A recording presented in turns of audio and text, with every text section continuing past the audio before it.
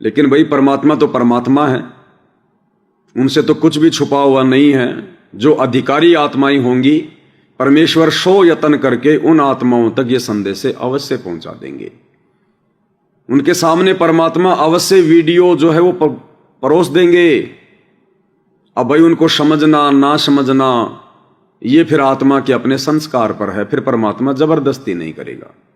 अगर ऐसे ही परमेश्वर रामपाल जी ने जबरदस्ती करनी होती तो भाई और बहनों ये काल के 21 ब्रह्मांड की सृष्टि कब की समाप्त हो चुकी होती, कब के सारे जीव यहां से सतलोक जा चुके होते।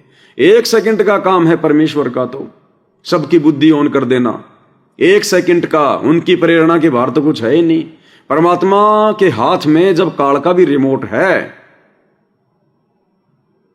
भाई ये काल जिसने गीता जी का ज्ञान दिया, और गीता जी का ज्ञान देते समय इसने अपना सारा भेद अपने मुख कमल से बोल दिया।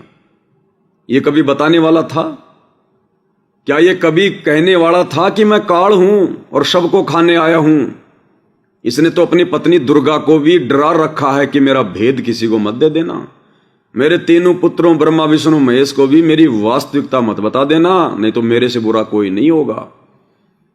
जो काल 21 ब्रह्मांड में सबकी आंखें बंद रखता है, खुद भगवान बन के बैठा है, अपने वास्तविक रूप के बारे में अपनी पत्नी को भी खुलासा करने से डरा रखा है, फिर वो काल भला सीधे सीधे गीता जी का ज्ञान देते समय अध्याय 11 श्लोक 32 में क्यों कहेगा कि अर्जुन मैं काल हूं? उससे बुलवाया गया है परमेश्वर रामपाल जी के द्वारा, इस कबीर परमेश्वर के द्वारा, क्योंकि रिमोट सारी सृष्टि का परमेश्वर रामपाल जी के हाथ में है। सतगुरु जो चावे सो कर ही, 14 कोटि दूत यम डर ही, ऊत भूत जम त्रास निवारे और चित्र गोपत के कागज फाड़े। तो इस परमेश्वर की कल्पना से बाहर यहां पर कोई भी नहीं है। जैसा परमात्मा चाहेंगे जीव वैसा ही करेगा।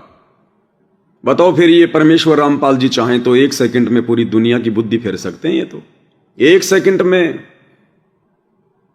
1 सेकंड में परमात्मा सभी न्यूज चैनल वालों की बुद्धि फेर दे, और कल से ही वो लोग सतगुरु रामपाल जी परमेश्वर जी के 24 घंटे सत्संगों का प्रसारण करना शुरू कर दें। परमेश्वर पूरी सृष्टि के मानव शरीरधारी प्राणियों को एक ही रात में शोपन के माध्यम से अपनी जानकारी करवा दे, और सुबह दौड़ते आए सारे के सारे नाम उपदेश लेने के लिए।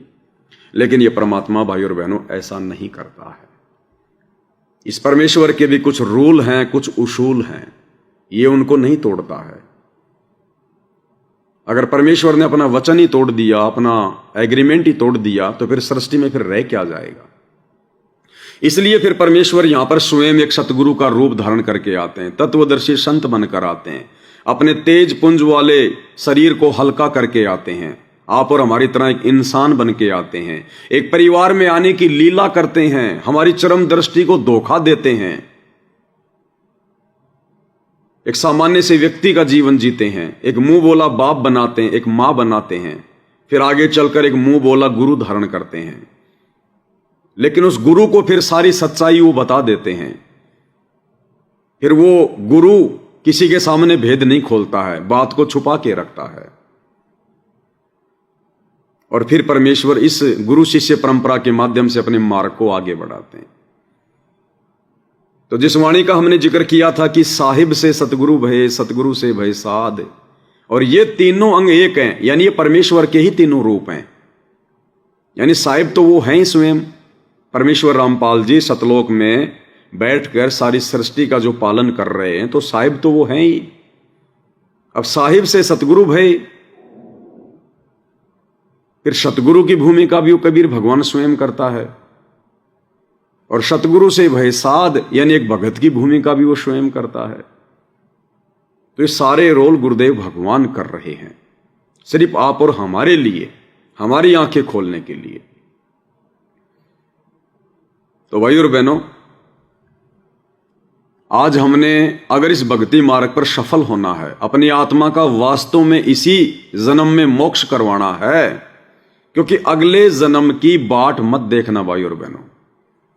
अगर हमने ये भी सोच लिया ना कि अभी तो गुरुदेव का मार्ग हजारों साल चलेगा, चलो इस जन्म में नहीं तो अगले जन्म में, नहीं तो अगले जन्म में, क्या पता हम अगला जन्म प्राप्त भी ना कर पाए। मन में इतना हल्कापन आते ही परमेश्वर फिर हमें अपने से दूर कर देगा। फिर इस ज्ञान को जिस आत्मा ने आधार बना लिया उसको तो भली भांति पता चल जाता है कि भाई अगर दूसरा मनुष्य जन्म हो गया तो बहुत बड़ा धोखा हो जाएगा, बहुत बड़ा धोखा।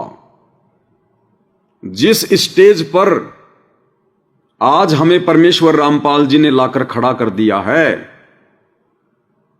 इस स्टेज पर आने के लिए तो ब्रह्मा विष्णु महेश को 33 करोड़ देवी देवताओं को भी अभी असंख्य जन्म लेने पड़ेंगे, असंख्य। आप और हमें गुरुदेव ने मोक्ष की अंतिम सीढ़ी पे खड़ा कर रखा, अंतिम सीढ़ी पर। और इस समय जरा सी नादानी करना, जरा सी मूर्खता दिखाना आप हमारे लिए असंख्य जन्मों का झंझट हो जाएगा, असंख्य जन्मों का झंझट। इसलिए हम सत्सेवक भाई बहनों ने तो अब निष्पक्ष होकर, पक्षपात से दूर होकर और अपनी आत्मा के कल्याण के लिए दिन रात चिंतन करना है, सोचना है। जगत तो छोड़ो, हमने भगतों को भी देखकर नहीं चलना बिल्कुल भी, कि भगत मेरे बारे में क्या सोचेंगे, भगत मेरे विषय में क्या कहेंगे। हमें भगत पार नहीं करेंगे। भगत हमारे गुरु नहीं है, भगत आज हमारा पेट नहीं भर रहे। अगर कोई भगत भक्ति कर रहा है तो उसका स्वार्थ है, वो अपने आत्म कल्याण के लिए कर रहा है। हमारा अपना स्वार्थ है, हम अपने आत्म कल्याण के लिए कर रहे हैं। गुरुदेव ने तो यहां तक कह दिया कि बच्चों, इस भक्ति मार्ग पर परमार्थ बाद में और स्वार्थ पहले। परमार्थ जैसे ज्ञान प्रचार करना, लोगों को समझाना, किसी की मदद करना, यह होता है परमार्थ। तो गुरुदेव कहते हैं परमार्थ बाद में, पहले स्वार्थ। कौन सा स्वार्थ? आत्म कल्याण का, कि मेरा आत्म कल्याण कैसे हो, मेरा मोक्ष कैसे हो। दुनिया के परमार्थ के चक्कर में कहीं हम अपना आत्म कल्याण ना भूल जाएं, तो ये सबसे बड़ा स्वार्थ है, खुद का मोक्ष। तो हमने भक्तों को भी नहीं देखना कि कौन भगत क्या कहेगा, कौन भगत क्या सोचेगा। ये उनकी अपनी सोच है, वो सोचते रहेंगे। जैसे परमेश्वर कहते हैं कि भाई जिस व्यक्ति ने पहाड़ पे चढ़ना होता है वो बिच्छू और चूहों की परवाह नहीं करता कि वो मुझे काटेंगे।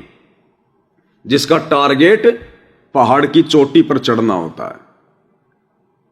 तो जिसको अपने आत्म कल्याण की परवाह होती है वो फिर दुनिया को नहीं देखता। दुनिया में फिर सभी आ जाते हैं, जगत भगत सब आ जाते हैं। फिर उसी को तो लोकलाज कहते हैं।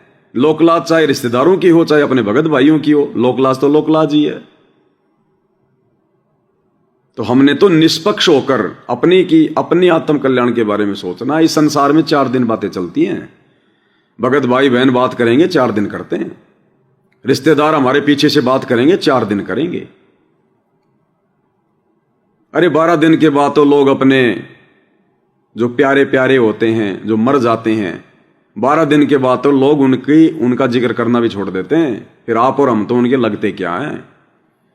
और हम उस दुनिया की परवाह में, दुनिया की चिंता में, लोक लाज में, भगत क्या सोचेंगे, रिश्तेदार क्या सोचेंगे, परिवार वाले क्या सोचेंगे, गांव वाले क्या सोचेंगे, हम उस चिंता में गधे बनने की तरफ आगे बढ़ जाते हैं।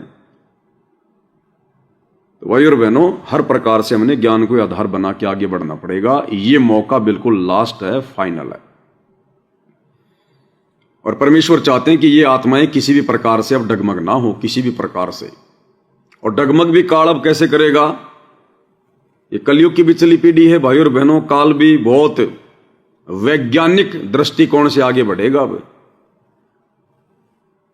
बार बार परमेश्वर एक वाणी का जिक्र करते हैं कि संगत माही कुसंगत उपजै, जैसे बन में बांस और आप घिस घिस आग लगा दे कर बनखंड का विनाश। ये काल संगत में ही कुसंगत पैदा करेगा। इस काल को इस बात का पता है कि जो ज्ञान इन भक्तों को प्राप्त हो चुका है, तत्व ज्ञान, अब ये जगत वालों की बातों में नहीं फंसेंगे। इनको तो भक्तों के माध्यम से ही फंसाया जा सकता है, क्योंकि अब ये भक्तों के ऊपर अंधा विश्वास कर रहे हैं। ये अपनी संगत पर अंधा विश्वास कर रहे हैं। और गुरुदेव हमें बार बार समझाते हैं कि बच्चों, ब्लाइंड फेथ करना तो बहुत अच्छी बात है। ब्लाइंड फेथ किए बिना हम मोक्ष प्राप्त नहीं करेंगे। ब्लाइंड फेथ यानी अंधविश्वास। लेकिन वो ब्लाइंड फेथ हमने अपने गुरुदेव पर करना है, अपने गुरुजी के वचनों पर करना है, अपने गुरुजी के सत्संगों पर करना है कि मेरे गुरुजी ने जो बता दिया वो परम सत्य है। और बिल्कुल आंख बंद कर लो दुनिया की तरफ से, चाहे कोई कुछ भी कहे। और काल ने देखा कि ये संगत तो ब्लाइंड फेथ करके बैठी है गुरुजी के परिवार पर, परमेश्वर रामपाल जी के कलयुगी बेटा बेटी भाई बंधु रिश्तेदारों पर, इन कोऑर्डिनेटरों पर। और इसी बात का फायदा उस काल ने उठा लिया कि संगत ब्लाइंड फेथ कर रही है परमेश्वर रामपाल जी के बेटा बेटी पर, उनके भाई पर, कोऑर्डिनेटरों पर। और वो सारे के सारे व्यक्ति मर्यादा तोड़कर बैठे हैं। और परमेश्वर का वचन है, जब तक हंसा हमरी आना काल लगे ना तेरा बाणा, कि जब तक मेरा भगत मेरी मर्यादा में है तेरा कोई अटैक नहीं होगा। मर्यादा गुरुदेव का कलयुगी परिवार, उनके साथ रहने वाले भगत, ये कोऑर्डिनेटर 2014 बरवाला कांड से पहले ही तोड़ चुके थे, गुरु को मानुष मानकर, अपनी मनमानियां करके। तो काल को मौका मिल गया संगत में कुसंगत फैलाने का। तो उन आत्माओं में फिर काल प्रवेश कर गया 2014 के बाद। उन आत्माओं का रिमोट काल के हाथ में आ गया। और नादान संगत ने अंधविश्वास कर लिया उन लोगों पर। काल को पता था कि अगर इनको वैसे मैं राजनीति करवाऊंगा, ये बिल्कुल भी नहीं करेंगे। इनके घर पर अगर कोई राजनेता आ जाएगा, ये बिल्कुल भी यकीन नहीं करेंगे, बिल्कुल भी उसके पास नहीं जाएंगे, उसका समर्थन नहीं करेंगे। क्योंकि इनके गुरु ने इनको मना किया हुआ है कि संत भक्तों का और राजनीति का 36 का आंकड़ा होता है। हमने यहां से भक्ति करके पार होना है। ये गंदे कर्म करते हुए, घटिया कर्म करते हुए, ये काल की राजनीति करते हुए हमें असंख्य जन्म हो गए। क्या मिला गधे कुत्ते के शरीर के अलावा?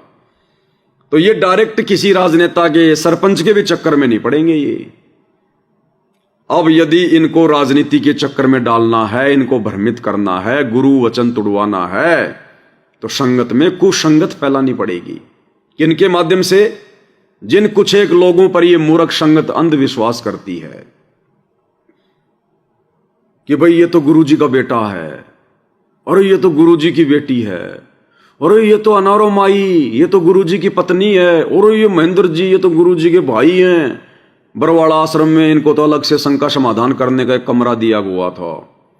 और ये भगत जी, ये तो हमारे राजस्थान के कोऑर्डिनेटर हैं, और ये हमारे हरियाणा का कोऑर्डिनेटर है। यहां ये नादान संगत धोखा खा गई और काल को मौका मिल गया संगत में कुसंगत फैलाने का। और आज देखो किस कदर काल ने राजनीति का गंदा खेल परमेश्वर रामपाल जी की संगत में सरेआम शुरू कर रखा है। सरेआम कुछ भी करवा लो इस नादान संगत से, कुछ भी। अपने परमेश्वर के वचनों को नहीं मानेगी, परमेश्वर के कलयुगी परिवार के उल्टे वचनों को बड़े शौक से स्वीकार करेगी। ऐसे काल संगत में तांडव मचा रहा है। इसलिए परमेश्वर रामपाल जी चाहते हैं, और इसीलिए उन्होंने साध संगतियां शुरू करवाई है कि मेरे बच्चे मेरे द्वारा दिए गए अनमोल तत्व ज्ञान पर, मेरी शिक्षाओं पर बैठकर चिंतन मनन करें, एक दूसरे को समझाएं, मर्यादा तोड़वाने से बचें। इसलिए भाई और बहनों ये साध संगतियां शुरू हुई है। और काल नहीं चाहता कि कोई भी आत्मा साध संगति से जुड़ जाए और ज्ञान को आधार बनाकर भक्ति सफल कर ले, गुरु को प्रसन्न कर ले। वो नहीं चाहता। लेकिन परमात्मा तो परमात्मा है। जिस विशेष कार्य को करने की दृष्टि से परमेश्वर सतलोक से गमन करते हैं, परमेश्वर उसको पूरा करते ही करते हैं। तो इस कलयुग की पिछली पीढ़ी में 8 सितंबर 1951 को कबीर देव इस धरती पर शरीर चलकर आए। अपने तेज पुंज वाले शरीर को परमेश्वर ने हल्का किया, अपने नूर को हल्का किया, और गांव धनाना, जिला सोनीपत, हरियाणा में परमेश्वर प्रकट हुए। एक आम व्यक्ति की लीला की, काल को भी धोखा दिया, और आप और हम जीवों की चरम दृष्टि को भी परमेश्वर ने धोखा दिया। और परमेश्वर होते हुए बचपन से लीला कर रहे हैं, बचपन से। और फिर 17 फरवरी 1988 को अपनी अमर वाणी के अनुसार, जो 650 साल पहले धर्मदास जी के माध्यम से कबीर सागर में लिपिबद्ध करवाई थी कि 12वें पंथ हम ही चल आवें और सब पंथों को मिटाकर एक पंथ चलावें। तो 12वां पंथ समाप्त होने वाला था। 12वें पंथ के अंतिम गुरु आदरणीय राम देवानंद जी थे। तो परमेश्वर ने अपनी वाणी को सत्य साबित करने के लिए 17 फरवरी 1988 को आदरणीय गरीबदास जी के द्वारा चलवाए गए 12वें पंथ में आदरणीय राम देवानंद जी को अपना मुंह बोला गुरु धारण किया।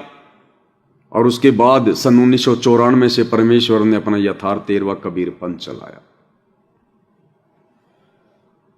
तो भाई और बहनों, जब तक हम अपने गुरु को ही परमेश्वर के रूप में नहीं मानेंगे, नहीं जानेंगे, नहीं पहचानेंगे, तब तक भाई और बहनों हमारी भक्ति शुरू भी नहीं होती है। शुरू भी, भगत तो बहुत दूर की बात है। और परमेश्वर की पिछली 30 वर्षों की यात्रा सन 1994 से 2025 चल रही है। अब परमेश्वर अपनी उस मेहनत को कैसे यूं ही व्यर्थ में बर्बाद होने देंगे? अरे बाप अपने बच्चों को संभालता है या फिर अकेला छोड़ देता है? बाप अपने बच्चों को उसी समय तक संभालता है जब तक बच्चा नादान होता है। नादान कि बच्चा कहीं कोई कुसंगत में ना पड़ जाए, बिगड़ ना जाए, बर्बाद ना हो जाए। इसलिए पिता अपने बच्चों के बीच में रहता है, उन्हें संभालता है, उन्हें ज्ञान देता है। और जब बाप देख लेता कि अब ये बच्चा समझदार हो गया है, तो फिर बाप ये चेक करता है, छोटी छोटी जिम्मेदारियां देकर, छोटी छोटी घर की जिम्मेदारियां देकर रिश्तेदारियों में भेजना शुरू करता है। जा बेटा, ये 5,000 रुपये तेरी बुआ को दे के आ जा। अब वो बच्चा जाएगा, पहली बार घर से बाहर निकलेगा, बस पकड़ेगा, उन पैसों को बड़ी सावधानी से लेके जाएगा, बुआ जी को दे के आएगा, फिर कभी बहन के जाएगा, फिर कभी मामा जी के जाएगा। जा बेटा, बाजार से ये 5,000 रुपये का सामान लिया, भैंस का चारा लिया। तो वो फिर बच्चे से धीरे धीरे वो व्यवहार करवाता है, वो जिम्मेदारियां धीरे धीरे उसके ऊपर डालता है। उस बाप को पता है कि मैं यहां सदा नहीं रहूंगा, मैंने अपनी जिम्मेदारियां पूरी कर दी हैं, अब मुझे तो एक दिन जाना पड़ेगा संसार छोड़कर।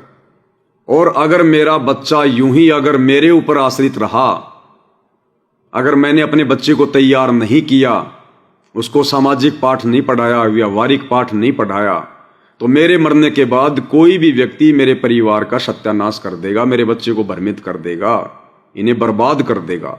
इसलिए पिता अपने रहते सहते छोटी छोटी जिम्मेदारियां देकर अपने बच्चों को दृढ़ करता है। तो सतगुरु रामपाल जी, परमेश्वर आप और हम सभी आत्माओं के पिता हैं, हमारे जनक हैं। और जिन जिन आत्माओं को गुरुदेव भगवान ने तैयार करना है सतलोक के लिए, तो अपने सतलोक जाने से पहले परमेश्वर उन आत्माओं को हर प्रकार से ये आध्यात्मिक ज्ञान समझा के जाएंगे। कहीं इस काल के लोक में आत्माएं भ्रमित ना हो जाए, डगमग ना हो जाए, इसलिए गुरुदेव भगवान ने सात संगतियां शुरू करवाकर आप और हमें थोड़ी बहुत जिम्मेदारियां दी हैं कि हम कितना समझ पाए अपने पिता को, अपने पिता के मिशन को कितना समझ पाए। जिस राजनीति जैसे घटिया कर्म से वे स्वयं दूर रहे और आप और हमें भी दूर रहने की शिक्षा दी, फिर भला वो परमात्मा आज कैसे घटिया राजनीति करवाएगा? कभी बीजेपी को वोट, कभी कांग्रेस को वोट, कभी किसकी रैली में, कभी किसकी जनसभा में। अरे राजनीति करवाने के लिए तो दुनिया भर के काल ने संत भेज रखे हैं। और अगर ये परमेश्वर भी राजनीति करवाएगा, फिर भक्ति कौन करवाएगा? फिर बताओ, फिर भक्ति कौन करवाएगा? परमेश्वर तो इन कुकर्मों को छुड़वाने के लिए आते हैं। जहां हमारा समय बर्बाद होता है, हमारा धन बर्बाद होता है, हमारी श्वासें बर्बाद होती हैं। तो भाई और बहनों, सन 2014 बरवाला कांड के बाद उस अंतर्यामी परमपिता परमेश्वर सतगुरु रामपाल जी भगवान ने हिसार जेल में बैठकर सब कुछ देख लिया। हालांकि वे तो पहले से सब कुछ जानते थे, लेकिन हम जीवों को भी परमात्मा जणवाते हैं कि तुम कितने पानी में हो। अभी तक हमारी क्या हैसियत है, हमारी क्या औकात है अध्यात्म में, हम किस स्तर तक भगत बने हैं।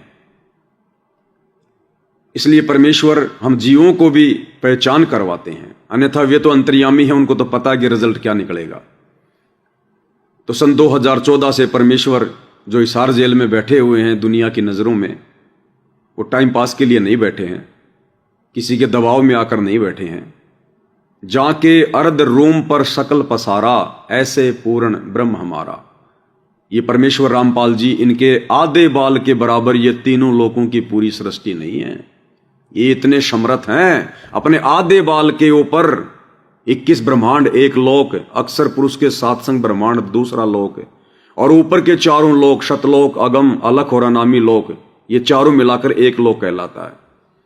ये तीनों लोक परमेश्वर रामपाल जी के आधे बाल के बराबर भी नहीं है, आधे बाल के बराबर भी। ये वो परमेश्वर है।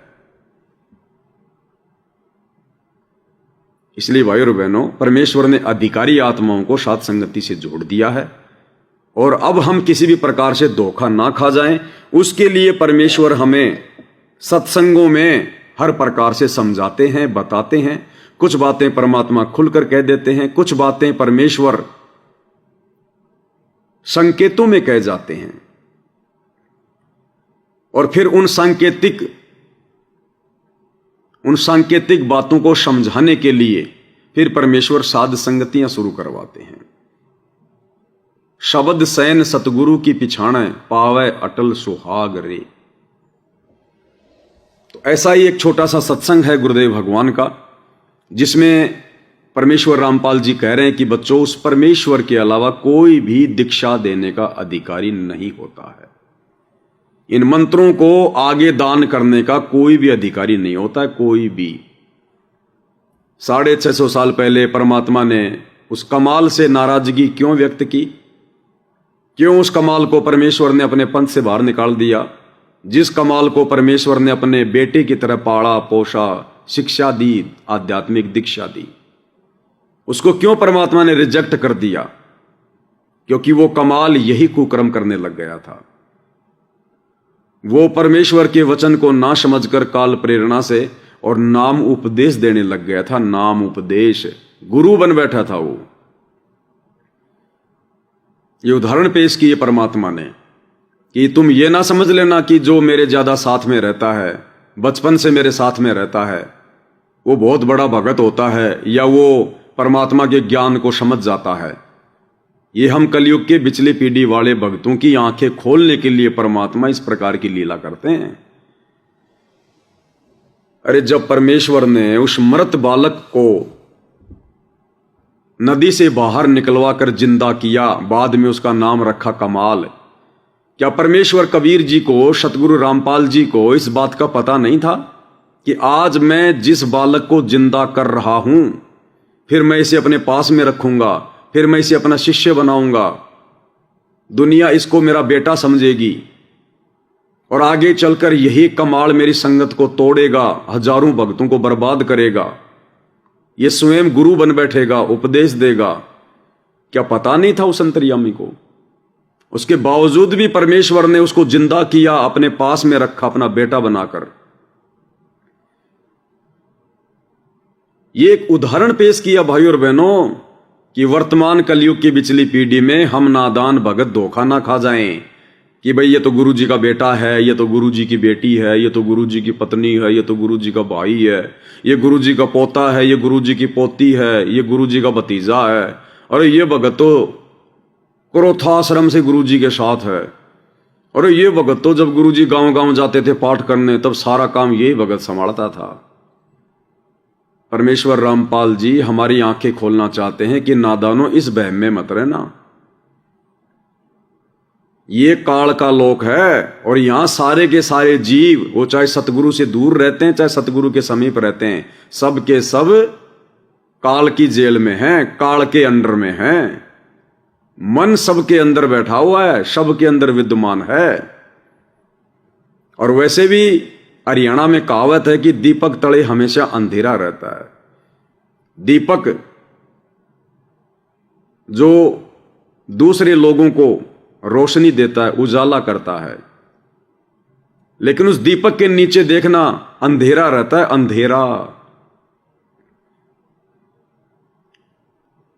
और यही हो रहा है वर्तमान में गुरुदेव के कलयुगी परिवार के साथ में। जो लोग इस मिशन को आगे बढ़ाने के ठेकेदार बने हुए हैं, असल में वही लोग इस मिशन की ऐसी तैसी कर रहे हैं। ऐसी कौन सी मर्यादा है जो 2014 बरवाला कांड के बाद गुरुदेव के कलयुगी परिवार ने ना तोड़वाई हो? ऐसा कौन सा वचन है जो 2014 बरवाला कांड के बाद गुरुदेव के परिवार ने, इन कोऑर्डिनेटरों ने संगत से ना तोड़वाया हो? तो कमाल को जिंदा करके अपने पास में रखना, उपदेश देना और आगे चलकर उस कमाल का गुरुद्रोही होना। भाई और बहनों, परमात्मा आप और हमें शिक्षा दे रहे हैं। ये उदाहरण है कि नादानो, मेरे बेटा बेटी, भाई बंधु, रिश्तेदारों पर, इन कोऑर्डिनेटरों पर आंख बंद करके विचार मत कर लेना। आंख बंद करके कभी अंधविश्वास मत कर लेना, धोखा खाओगे। जो देते हैं भगवान को धोखा, इंसान को क्या छोड़ेंगे? जिन्होंने बरवाला कांड में अपने भगवान को धोखा दे दिया, मानुष समझकर, कितनी बार उनकी कोर्ट की अवमानना करवा दी। गुरुदेव भगवान के झूठे मेडिकल लगा लगा के कोर्ट को गुमराह किया कि वे सख्त बीमार हैं, उनको हार्ट अटैक की बीमारी है, उनका दिल कमजोर हो गया। और फिर भक्तों को ढाल बनाकर, कमांडो बनाकर पुलिस वालों के साथ में झगड़ा करवाना। इन लोगों ने वही काम किया जो कमाल ने किया। और उस समय तो वो कमाल केवल अकेला ही था जो नाम दीक्षा देता था। आज तो काल ने गांव गांव में कमाल पैदा कर दिए, गांव गांव में। जहां देखो वहीं पर नाम दीक्षा के अंदर, जहां देखो वहीं पर नाम दीक्षा के अंदर। सोमवार को किसी भगत की सेवा लग रही है नाम उपदेश दिलवाने की, मंगलवार को किसी की लग रही है, बुधवार को किसी की लग रही है। लगभग 600 नामदान केंद्र, एक नामदान केंद्र पर 5 सेवादार। आज तो 4000 लोग गांव गांव में कमाल बन के बैठे हैं। कमाल। अब बोलेंगे भैया हम तो डीवीडी से उपदेश देते हैं, हम अपने कोई मुंह से थोड़े देते हैं। कमाल तो अपने मुंह से नाम उपदेश दिया करता था। अरे 650 साल पहले अगर ये डीवीडी की सुविधा होती, लैपटॉप की सुविधा होती, टीवी की सुविधा होती, तो कमाल के सिर में कीड़े चल रहे थे क्या जो अपने मुंह से नाम देता? वो भी लैपटॉप से देता, वो भी डीवीडी से उपदेश दिलवाता, वो भी मोबाइल से ही ऑनलाइन दीक्षा दिलवाता, वो फिर अपने मुंह से क्यों देता? तो आज तो काल ने गांव गांव में कमाल पैदा कर रखे हैं, गांव गांव में।